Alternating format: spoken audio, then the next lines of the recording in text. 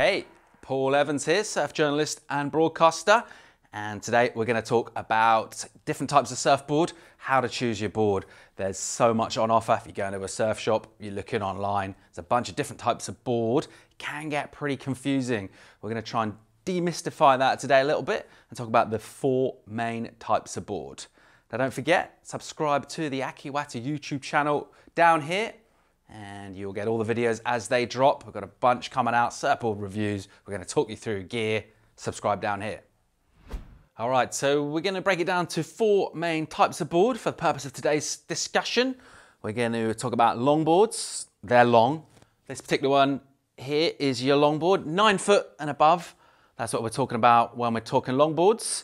Moving on to our Funshapes. These are generally something in the 7 foot-ish range, something like that. Going to move on to our softboards. So these are soft. Hopefully, if you do donk yourself on the head with it, it's not going to hurt quite as much. So a great introduction, good all-purpose board for anyone to try. And we're going to move on to shortboards. That's this one here. Shortboards are, of course, shorter and therefore slightly more accomplished, more experienced surfers. Okay, first up, we're going to talk about Funshapes, fun boards. Now, if you've just tried surfing a little bit, maybe you've had a few lessons, maybe borrowed someone's board, this is probably going to be your sort of first point of entry in terms of getting your own board. As I said, the Funshape coming in that 7 foot-ish range, maybe 6'10" up to about 8 foot, something like that. This particular one here is a 7'6", so right in the middle of that range. Probably what you notice, just looking at the outline, it's just quite a full template overall. You can see it's quite wide up in the nose. Reasonable amount of symmetry between the nose and the tail. And the idea of a fun board is it's just basically easy, relatively easy to operate. It's got enough float and length for you to be able to catch waves, flap about on, get a good wave count. At the same time, it's not huge and unwieldy like a longboard. So a good point of call, particularly if you're learning, fully grown as an adult, this is a great place to start for your first board, and you can get the fundamentals of surfing down with a board like this, dropping in your bottom turns, trimming along, doing your turns, stuff like that. This is probably a really good place to start for you. Okay, in terms of construction on your fun board, they can be made out of PU, your standard surfboard construction, or epoxy. This one's epoxy. Epoxy's probably maybe your preference for this type of board. It just doesn't ding quite as easily. It will maybe take a little bit more of abuse than a standard PU board. So it's just something that's going to be a bit more durable for you. Another thing to look out for with a fun board is not to confuse it with something called a mid-length. Technically, we're talking the same kind of size parameters. It is in that mid-length. If you look at the fins of your Funshape, generally speaking, we're talking a thruster setup. This one actually, you can surf with different fin configurations, but probably a thruster is your go-to setup for a Funshape. If you see a board of similar length to this, but with a big fin box for a big single fin in here, possibly with side fins, that's a mid-length. That's something else. That's probably for a slightly more advanced surfer as well. So just a little kind of slight difference to be aware of. This is your Funshape. Practical fin setup for all kind of conditions, any day. Good for you for your first board, getting into surfing, or for better surfers, more advanced surfers, on a small day in summer, take this thing out, float around, look at the little fishies. A great time was had by all. So in terms of construction on our Funshape, this one here is epoxy. Generally, epoxy is a pretty good construction versus PU, your standard surfboard construction. In your Funshape, it's just a little bit more durable. It's going to be a little bit less prone to dinging and that a little bit easier just to take care of.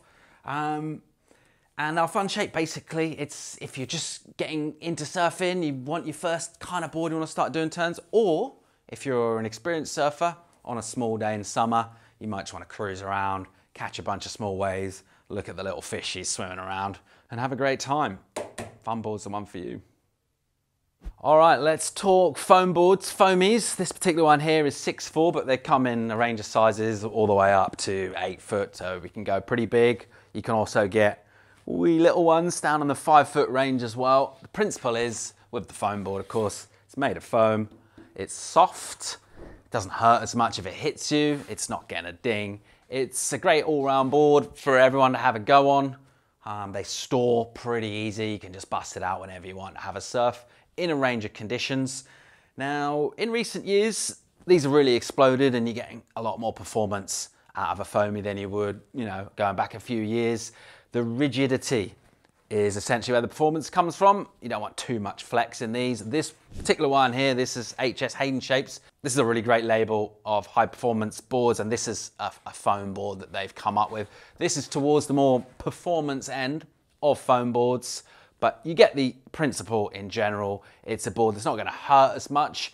If you are an advanced surfer, maybe you're gonna wanna pull into shore break closeouts and get exploded. Again, foamy is a pretty good option for that too. Other advantages with the foam boards, they don't need as much waxing up as a normal surfboard. You can throw some wax on there obviously, but you don't have to be quite as careful with that. It's the sort of board you can surf a bit, leave it, forget about it, bust it out and go surf. You don't have to think about it too much. Great board for all the family, kids, adults. Throw it in the car, in the boat, off you go. Go and find some waves.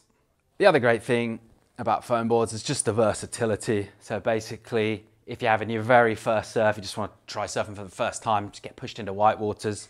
I mean, in this size, I'm talking about for kids, but great board for that. At the same time, someone that surfs really good can go out and have fun with this, do turns, pull in, have a great time. A really versatile board and something for everyone to have some pleasure with the foam board. Okay, let's talk about shortboards. This particular one is 511. It's made by Rusty. This is the sister brother model. Shortboards are for really high performance surfing. It's the sort of surfing you're gonna see on the world tour. So this is for more accomplished surfers who really wanna rip waves, do aggressive turns, do the full repertoire of maneuvers available now. Probably one of the most common mistakes people make when they're buying a surfboard, when they're just getting into surfing, is they maybe go to the shortboard a little bit too early, maybe when something like a Funshape would suit for a year or two, something like that. So in terms of like little kids, if you're not fully grown, you can learn to surf on a shortboard. That's not really going to be a problem.